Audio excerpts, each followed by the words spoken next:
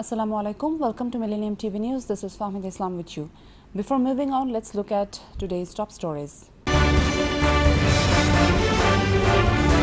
Biden optimistic about Iraq. Pentagon chief would backlift restrictions on U.S. arms to Vietnam. Trump's America First speech alarms U.S. allies. Labor suspends Ken Livingstone in Zionism row. Republicans' Obama immigration chief clash over criminal immigrants. Biden in Iraq meets Speaker of Parliament and Kurdish President. Very hard. He and the Prime Minister putting together a new cabinet. Vice President Joe Biden on a surprise trip to Iraq met with Iraq's Speaker of Parliament Salim al-Zabori and President of the Iraqi Kurdistan region Masoud Barzani. Biden, who met earlier with Iraqi Prime Minister Haider al-Abadi, said, "We talked about the plans that are in store for Mosul and the coordination going on with all of our friends here. So I'm very optimistic." It was the first visit for Biden, the White House's point person on Iraq, since U.S. forces withdrew in 2011 after nearly 9 years of occupation. He was the third and highest level U.S. official to visit the country this month. Islamic State, also known as ISIL, seized large portions of Iraq and neighboring Syria in 2014. Iraqi forces have won back some territory such as the western city of Ramadi, but often after long battles that have left the areas destroyed. Biden's trip several months in the planning is a sign of the progress Washington believes Iraqi forces have made in beating back the militants over the past year, and its hope that the northern city of Mosul can be recaptured before U.S. President Barack Obama leaves office in January. It's a delight to be with you. Thank you for making the time for me. Well, we're committed. Thank you so much, guys. Let's go. Thank you, gentlemen. Thank Is there you. a plan B for Syria? U.S. Defense Secretary Ash Carter said on Thursday he would support lifting restrictions on the sale of weapons to Vietnam in the latest sign of thawing ties between former enemies whose focus has shifted in recent years to China's military build-up. When asked by Senator John McCain, chairman of the Senate Armed Services Committee and a former prisoner of war in Vietnam, if he would support lifting the restrictions, Carter said at a hearing, "We have discussed this in the past and I appreciate your leadership in that regard, Chairman, and yes." Carter did not elaborate, although his comments come ahead of a planned visit to Vietnam by U.S. President Barack Obama late next month. The United States partially lifted a long-time ban on lethal weapons sales to Vietnam in October 2014, nearly 40 years after the end of the Vietnam War, to help the country patrol and defend itself in the South China Sea in the face of growing naval challenges from China. At the time, U.S. officials said future sales could include airborne systems. Donald Trump's first major foreign policy address alarmed American allies who view the Republican frontrunner's repeated invocation of an America First agenda as a threat to retreat from the world. While most governments were careful not to comment publicly on a speech by a U.S. presidential candidate, Germany's foreign minister veered from that protocol to express concern at Trump's wording. "I can only hope that the election campaign in the USA does not lack the perception of reality," Frank Walter Steinmeier said. "The world's security architecture has changed and it is no longer based on two pillars alone. It cannot be conducted unilaterally," he said of foreign policy in a post-Cold War world. "No American president can get around this change in the international security architecture. America First is actually no answer to that." Opposition party suspends the former mayor of London for arguing Adolf Hitler supported Zionism before he went mad. Britain's opposition Labour Party has suspended Ken Livingstone, the former mayor of London, after he argued that Adolf Hitler was a supporter of Zionism, amid an escalating row over alleged anti-Semitic rhetoric among its members. The Labour Party said on Thursday that it had suspended Livingstone pending an investigation for bringing the party into disrepute. In an interview with BBC Radio, Livingstone had defended Labour Member of Parliament Naz Shah, who was suspended on Wednesday for sharing allegedly anti-Semitic posts on social media. During the course of the interview, he made controversial comments about Israel and made an obscure reference to Adolf Hitler supporting Zionism before he went mad.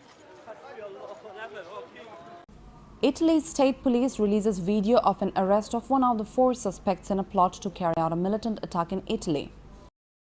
Italian police release video as they hunt down 4 people suspected of conspiring to join Islamic State. Investigators believe one of the suspects asked another to plan an attack in Italy and mentioned Rome. As part of the same investigation, police also issued arrest warrants for 2 fugitives, a Moroccan man and his Italian wife who left Italy and headed towards Iraq and Syria last year. The 4 arrested Thursday include a man and wife living near Lake Como, a 23-year-old Moroccan man and a female relative of the fugitive couple. Italy has been spared deadly attacks by Islamist militant groups such as those seen in France and Belgium. Authorities are nevertheless on high alert, carrying out regular arrests of people suspected to have ties to Islamic State. Airstrikes and shellings on rebel-held areas of Aleppo, Syria, including a direct hit on a hospital, kill at least 34 people, including at least 3 doctors. According to witnesses, the Al-Quds hospital was hit by a direct air strike. These images uploaded to social media sites purport to show the chaos of the aftermath. More than 24 people, including children, were reportedly killed. Charity group Médecins Sans Frontières says at least 3 doctors are among the dead. The hospital is located in a rebel-held area of Aleppo, but the Syrian government says its planes were not operating in areas where the airstrikes took place. The Russian Defense Ministry, which is also conducting airstrikes in Syria, has not commented. Aleppo has been the epicenter of a military escalation that has helped to undermine United Nations-led peace talks in recent weeks. And with fighting resuming on numerous fronts in Syria, the UN is now calling the situation catastrophic. Venezuela struggles with days of looting following widespread shortages in energy and basic goods. It's becoming an increasingly familiar sight, a store broken open, covered in debris left by looters. It comes as Venezuela grapples with widespread shortages. The store owner, Jos Vega, says the police have been of little help. We arrived here at 9:30 p.m. The police were still here, circling around. And what did they do? Nothing. We arrived here at 9:30 p.m. The police were still here, circling around. And what did they do? Nothing. People carried on looting at 9 in the evening, and the police did nothing. While security is tightened, the anger persists. Venezuela's opposition launched a petition to remove President Nicolas Maduro over the economic crisis. The Congress ordered the food minister to be sacked over shortages. It's a political move that may be ignored, but the ongoing shortages are likely to keep the pressure on until there is some relief. Water trains bring scant relief to the western Indian state of Gujarat, where the worst drought in 4 decades has emptied reservoirs and destroyed crops and livestock. For millions of people across western India, water is in short supply. Villagers throughout the region now rely on water delivered by train, but residents say the aid convoys are too few for the many who need the water. They say water has been brought by railway wagons and dispatched through tankers. All this they say to the media, but in this part of the city, one water tanker makes a trip only after 8 days. They say water has been brought by railway wagons and dispatched through tankers. All this they say to the media, but in this part of the city, one water tanker makes a trip only after 8 days. And there is no end in sight. Fueled by scorching temperatures, the worst drought in 4 decades has emptied reservoirs, killed livestock, destroyed crops, and left much of the population desperate for water. And amid this latest heat wave, even the animals at the zoo in the western city of Surat are struggling to stay cool. Temperatures are already more than 4 degrees higher than this time last year, and the hottest months of the year are yet to come. During May and June, the heat peaks, often claiming numerous lives, leaving many to fear that even worse days lie ahead. Many Portuguese villages have lost about 3/4 of their population in the past decades due to mass emigration to wealthier countries.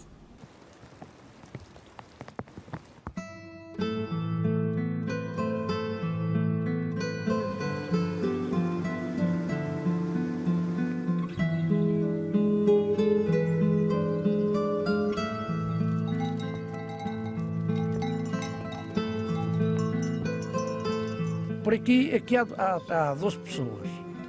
As 2 pessoas que há são todas com 70, 80 e tal anos.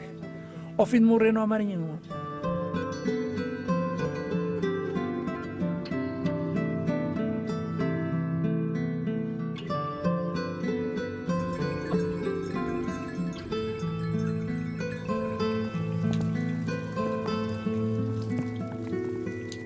There's less than 100 days to go until the Rio Olympics kick off, and countries around the world have been revealing their kits. But just how prepared is Brazil for the Summer Games?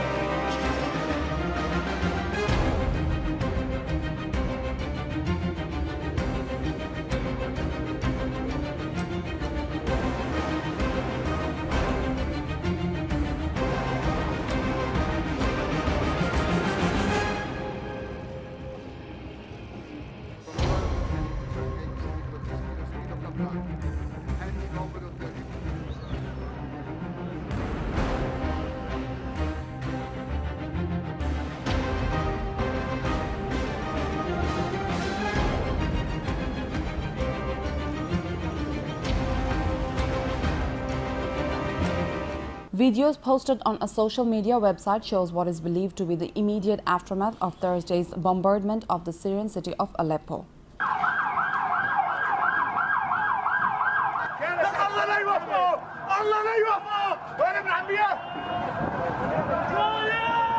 Bombs fell heavily on Aleppo on Thursday, bringing the city divided between the government and rebels again to the epicenter of the Syrian war. Fighting resumed on both sides of the city after the collapse of peace talks in Geneva. The government said it began a new attack to take areas of Aleppo under rebel control, a campaign that would likely to aim to seal the last route into rebel-held areas. Determined to keep their last supply route open, rebels have stepped up their bombardment of government-held areas of the city and of a predominantly Kurdish district controlled by a militia with which they are also at war.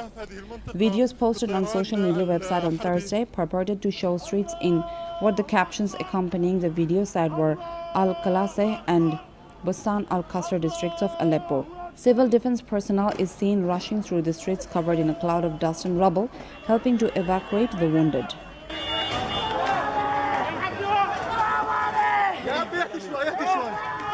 We'll take For many North Koreans, money is overtaking membership in the ruling Workers' Party as the way to get ahead. Defectors told the media Jumin Park that an informal grey market now provides what the party once promised, which is a living. In communist North Korea, money is the new way to get ahead. A Workers' Party membership card used to be key to a life of privilege. But North Korean defectors say faith in the party has been crumbling since a brutal famine in the 90s. Everyone knows being in the party can't put food on the table. People should go out and make money instead. Many North Koreans are reaping the rewards of a growing gray market. North Koreans have found a profitable sideline, especially in border towns, selling smuggled things from China, like electronics such as radio or TV and Chinese clothes. One of the defectors I spoke to said she had brother and a father back in the north, and they all got party membership, but the membership card doesn't support them financially. And her brother is, although he's bound to a state enterprise, is actually helping trade and deliver goods from China. That's how they make a living. North Korea officially touts a top-down economy, but the government has started to realize that the gray market is a force that can't be stopped. And secretly, they're making the most of it. The North Korean Workers' Party is now relying on an official market economy, taking bribes and charging people for setting up market counters and giving permits to small businesses like restaurants, like taxes. But you cannot see that in North Korean state media or propaganda. One thing a little red pouch can still buy you, an invitation to next week's Workers' Party Congress. Kim Jong-un kicking off a meeting that was last held by his grandfather nearly 36 years ago. As Australia remembers its last mass shooting 20 years ago, gun-related deaths are way down. Media says evidence shows that American politicians who claim fewer guns means more violence are clearly wrong. A painful memory for Australia, but one that the U.S. can learn from. 20 years ago, 35 people were killed by a lone gunman in the quiet tourist town of Port Arthur. But since April 28, 1996, the country hasn't seen a single mass shooting. The government was quick to crack down on firearms, confiscating millions and banning assault rifles. Today in America, some politicians claim taking guns away will lead to even more violence. The official Australian government, the Australian Bureau of Statistics numbers show that in Australia since 1996, not only has the murder rate fallen, but the proportion of murders which are committed with guns has fallen dramatically. The gun debate is a hot topic in the U.S. election. Republican frontrunner Donald Trump saying the tighter the gun laws, the higher the rate of violence. But Australia's conservative politicians aren't tied to the issue in the same way. Australia, quite simply, does not have the right to bear arms written into its constitution. So it means that lawmakers have been able to fairly easily adapt the laws to the needs of the day. I think when John Howard, who was incidentally a Conservative Prime Minister, when John Howard introduced these laws, his approval rating shot up to about 95%, which, as everyone knows, is pretty astronomical. Many Australians see America's mass shootings as a cautionary tale. The tragedy united us with a rare intensity. Prime Minister Malcolm Turnbull saying that without strong gun laws, quote, we only have to look at some other countries to see what happens.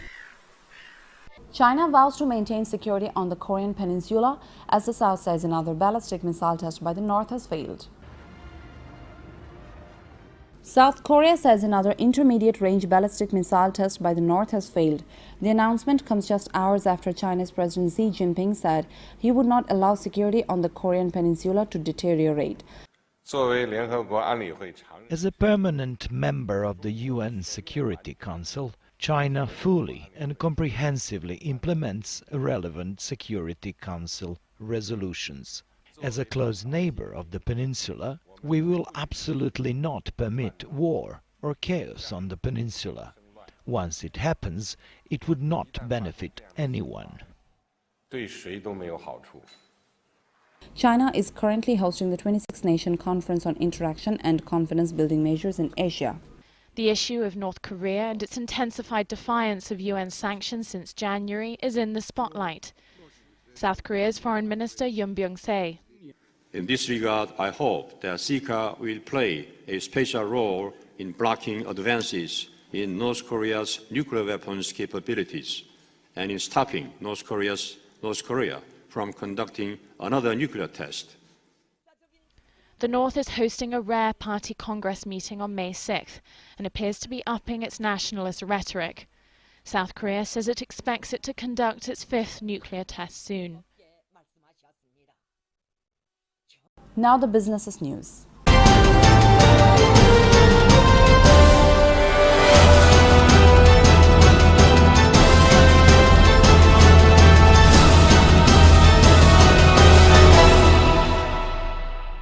Mr. Newbronner Collins, Senior Vice President, Jet Airways India Limited, Mr. Anamoy Mitra, General Manager Sales East India and Bangladesh, Mr. Rajkumar Bhattacharya, Country Manager of Bangladesh Branch, were presented in the press briefing, and below are the points they have discussed. We have recently launched a co-branded card with EBL. It's a new thing and first time in Bangladesh that this type of card has been launched. Jet Airways will be very happy to part in GDP growth of Bangladesh. We are planning to operate new flights from Bangladesh besides our 3 daily flights Delhi, Mumbai and Kolkata. We want to be the best airline in the world service-wise. Currently, we are operating 20 international and 48 domestic destinations, and in future we have planned to span our wing globally. US and European Union trade officials said on Thursday they would not settle for a limited transatlantic free trade deal that ignores deep divisions on agricultural products, services, public procurement and dispute resolution. In separate briefings during the latest negotiating round in New York, the US and EU officials said they would push for a comprehensive transatlantic trade and investment partnership, or TTIP, before US President Barack Obama leaves office in January. We are not going to shoot for or accept a TTIP light, a U.S. trade representative official said, on condition of anonymity because of the sensitivity of the talks.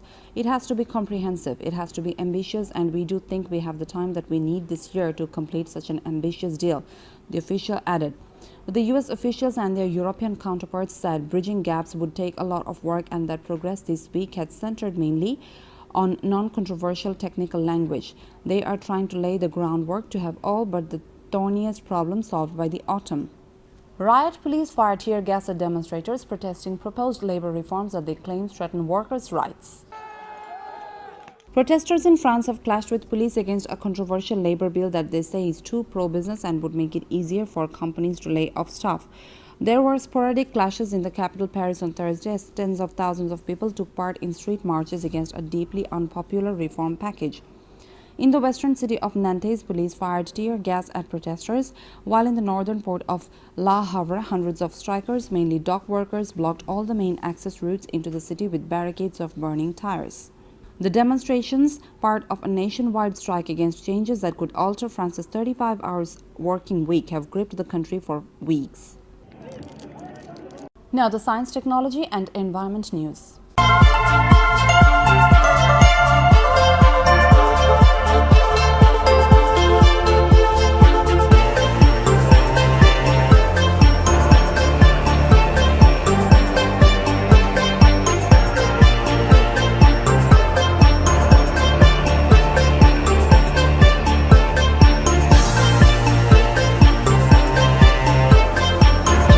The Supreme Court on Thursday approved a rule change that would let U.S. judges issue search warrants for access to computers located in any jurisdiction, despite opposition from civil liberties groups who say it will greatly expand the FBI's hacking authority.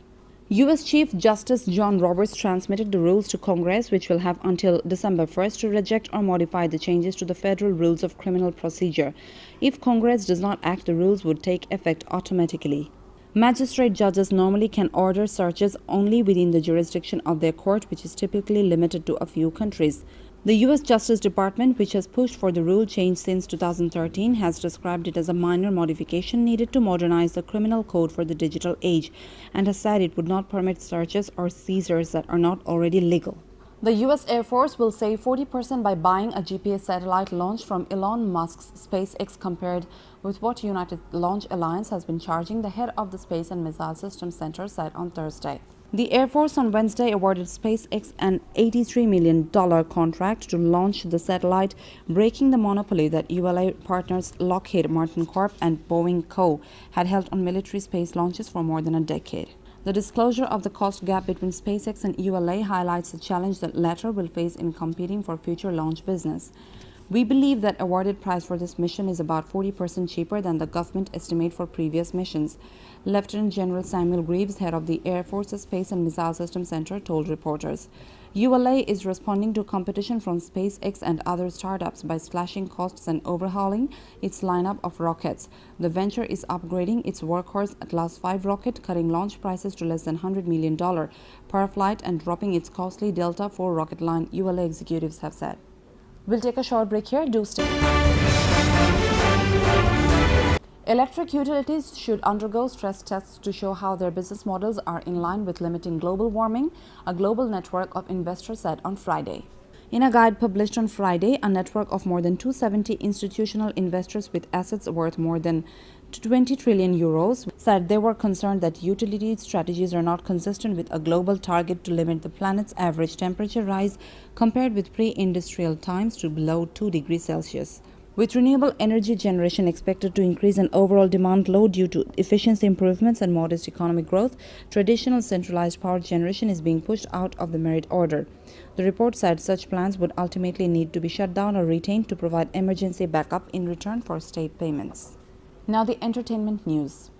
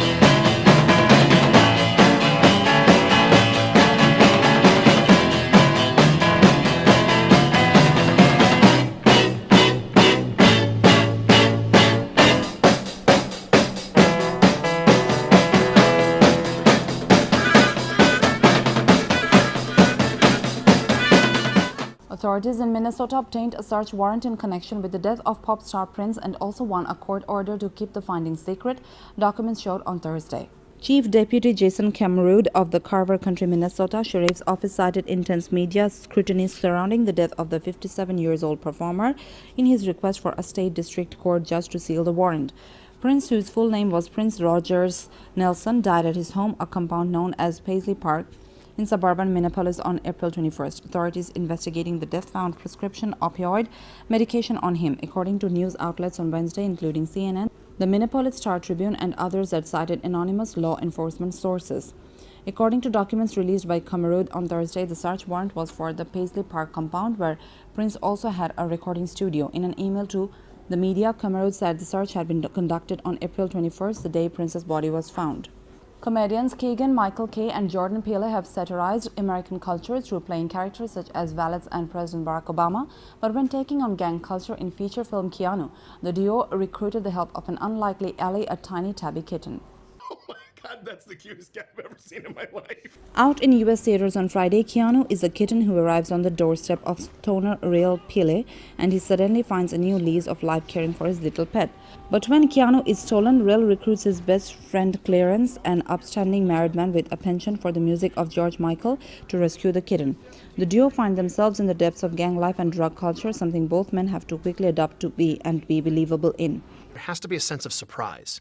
It's all about zigzags, and then the best piece of comedy is always when the zag is not what you thought it was going to be. What? You can't talk like that. You sound like John Ritter all the time. You in the right place? Yeah, we're in the right place. Horror and comedy are very similar. That you don't know what's around the corner, and so the fun is picking the right thing, the right monster around the corner. And so in this movie, it's a lot of this juxtaposition, this clash of context. It's, you know, cute cuddly kittens being held by super hard gangsters. Hey. We used 7 kittens, and each of the kittens had their own skill set. So it was fun to watch them. Some are just there for cuddling, some are there to run from point A to point B, but it was great. It was really great. It makes everybody on set care. You know, I mean, if we had a kitten, and it would be a very precious moment. Everyone was very respectful. You don't want to make sudden noises, so it actually helped everyone focus on set. Where are you? What do you think my idea of fun was? Why are you talking to me like that? I talk like that sometimes. It's not about race so much as it is about culture. In the African American experience, it's not a monolith. There's so many different things up and down the spectrum of the African American experience. We just want to make sure that we're displaying that to people.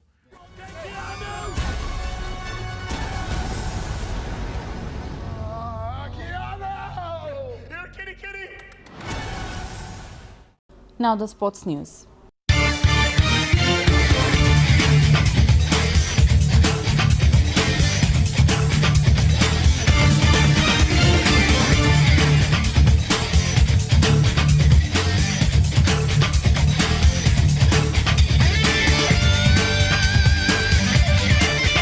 Quarterbacks went 1-2 at Thursday's NFL draft as the Los Angeles Rams took Jared Goff with the first pick, and the Philadelphia Eagles followed suit by naming signal caller Carson Wentz with the second choice. It was the third time in the past 5 years that quarterbacks were taken with the first 2 picks in the National Football League draft, a testament to the league's more wide-open, pass-happy trust with rules tailored to bolster scoring and foster player safety. For the Rams and their new quarterback, it was a California dream come true. The California native and 3-year starter at University of California, Berkeley, will be a face of the franchise when it returns to Los Angeles after 21st seasons in St. Louis. Long-hitting John Daly celebrated his 50th birthday on Thursday, the official stamp of approval to earn him a spot at next week's Inspirity Invitational at the Woodlands in Texas for his debut on the Over 50s Champions Tour. A prodigious driver of the golf ball with a magician's touch around the greens, the Wild Thing has been one of the sport's biggest draw cards since he turned professional in 1987 and is certain to attack fans in droves on the seniors circuit. Daly, a 5-time winner on the regular PGA Tour where 2 of his victories came in major championships, readily admits his game is in rusty shape, but he is eagerly looking forward to once again competing against some of his longtime friends. It's a new chapter, Daly said in an interview with the media while preparing for the May 6-8 Inspirity Invitational. It's going to be a kind of a year of testing the waters. Before ending, let's look at today's top stories. Biden optimistic about Iraq. Pentagon chief would backlift restrictions on U.S. arms to Vietnam.